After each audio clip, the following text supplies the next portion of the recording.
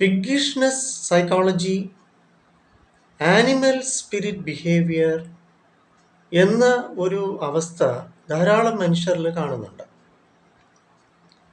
ഒരു ദിവസം ഒരു നാൾ ഒരു കാട്ടില് വിശന്ന് വലഞ്ഞ ഒരു പുലി അന്നേരം തൻ്റെ മുന്നിൽ കാണുന്നു ഒരു മുയലിനെ, കാട്ടുമുയൽ. അപ്പം അതിൻ്റെ മേലോട്ട് ചാടി വീഴുന്നുണ്ട് ഈ പുലി. അന്നേരം അതിനെ തിന്നുകളയാം, കാരണം വിശന്നിരിക്കുക, 2-3 ദിവസമായിട്ട് ഫുഡൊന്നും കഴിച്ചിട്ടില്ല. അന്നേരം കുറച്ച് അകലെയായിട്ട് കണ്ടപ്പോൾ ഒരു കാട്ടുപോത്ത് നടന്നു വരുന്നു. അപ്പോൾ പുലി വിചാരിച്ച് പോത്താകുമ്പോഴത്തേക്ക് ശരിക്കും അതിന് മാംസം ഉണ്ടല്ലോ, വയറ് നിറച്ച ആഹാരം കഴിക്കാം. അങ്ങനെ വിചാരിച്ചിട്ട് മുയലിൻ്റെ ആ പിടുത്തം, അങ്ങനെ മുയൽ ചാടി രക്ഷപ്പെട്ടു. അപ്പോഴത്തേക്ക് ഇത് കണ്ടിട്ട് പോത്ത് അതിൻ്റെ മരണവെപ്രളം കൊണ്ട് ചാടി എവിടെയോ കാട്ടിൻ്റെ അകത്ത് ഓടി ഒളിച്ചു. പുലിക്ക് അന്നേരം മുയലിനെയും കഴിക്കാൻ പറ്റിയില്ല, പോത്തും തൻ്റെ കൈ വിട്ടുപോയി. വീണ്ടും വിശപ്പ് കൂടിയതല്ലാതെ അതിന് ലഭിച്ച മുയലിനെ ഭക്ഷിച്ചിരുന്ന തൽക്കാലത്തേക്കെങ്കിലും അതിന് ആശ്വാസം ലഭിക്കുമായിരുന്നു. പക്ഷേ കൂടുതൽ വേണമെന്ന ആർത്തി, അത്യാർത്തി, അതാണ് പിഗ്ഗിഷ്നെസ്. പിഗ് എന്ന് പറയുന്നത് പന്നിയാണല്ലോ.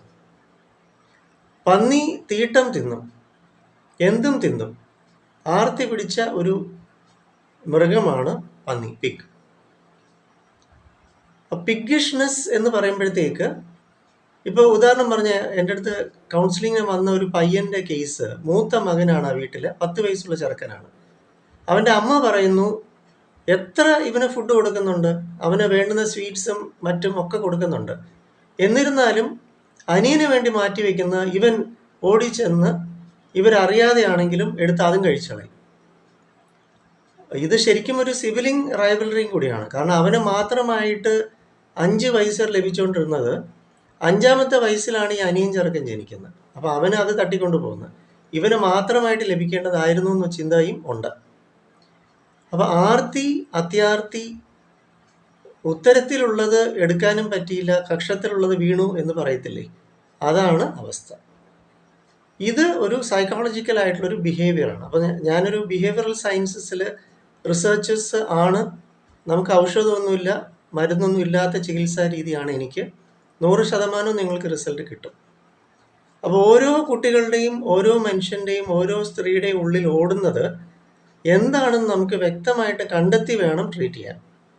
ബാഹ്യമായിട്ട് കുറച്ച് മെഡിസിൻസ്, ഒരു പെരുമാറ്റം അല്ലെങ്കിൽ പെരുമാറ്റ വൈകല്യം, അല്ലെങ്കിൽ അതെല്ലാം വ്യക്തിത്വ വൈകല്യമാണ്, പേഴ്സണാലിറ്റി ഡിസോർഡർ ആണ് എന്ന് മാത്രം മുഖവിലേക്ക് എടുക്കാതെ, നിഗമനത്തിലെത്താതെ എന്തുകൊണ്ടൊരു കുട്ടി അല്ലെങ്കിൽ ഒരു വ്യക്തി പെരുമാറുന്നു അങ്ങനെ ഇങ്ങനെ എന്നത് നമുക്ക് പഠനം ചെയ്യാൻ പറ്റും.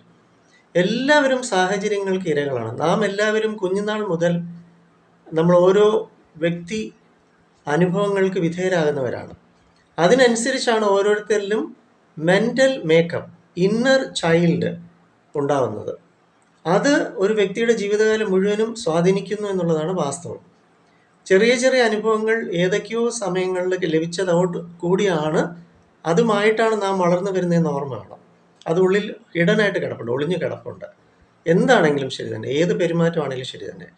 അപ്പോൾ ബിഹേവിയറൽ സയൻസസിലാണ് എൻ്റെ റിസർച്ച്, എൻ്റെ സ്റ്റഡി, എൻ്റെ പഠനങ്ങൾ അത്രയും. അതിലാണ് നമ്മൾ വിജയിക്കുന്നത്, വിജയിപ്പിക്കേണ്ടത്. വെറുതെ ഒരു കൗൺസിലിംഗ് ബാഹ്യമായിട്ട് നൽകിയത് കൊണ്ടോ കുറച്ച് ഔഷധ ചികിത്സ ഒരു വ്യക്തി കൊടുത്തുകൊണ്ട് മാത്രം പരിപൂർണമായ മെൻ്റൽ ഹെൽത്ത് ലഭിക്കില്ല. തീർച്ചയായിട്ടും ഞാൻ കൊല്ലം ഐത്തില്ല മെഡിറ്ററേനിയൻ ഹോസ്പിറ്റൽ സൈക്കോളജിസ്റ്റ് ആണ്. വരിക, വെൽക്കം. നമുക്ക് മുഖത്തലയിലും സ്വന്തമായിട്ട് സെൻ്ററുണ്ട്. NP school of thoughts. 9605743596 ആണ് എൻ്റെ നമ്പർ. ശരിക്കുമുള്ള നമുക്ക് ബിഹേവിയറൽ സയൻസ് ആണ് പ്രയോജനപ്പെടുത്തേണ്ടത്. ഔഷധരഹിതമാണ്, മരുന്നില്ല, സുഖകരവും സൗഖ്യവും ലഭിക്കുക മാത്രവുമല്ല സുരക്ഷിതവുമാണ്. വരിക, നിങ്ങൾക്ക് റിസൾട്ട് ഗ്യാരണ്ടി. വരിക, വെൽക്കം.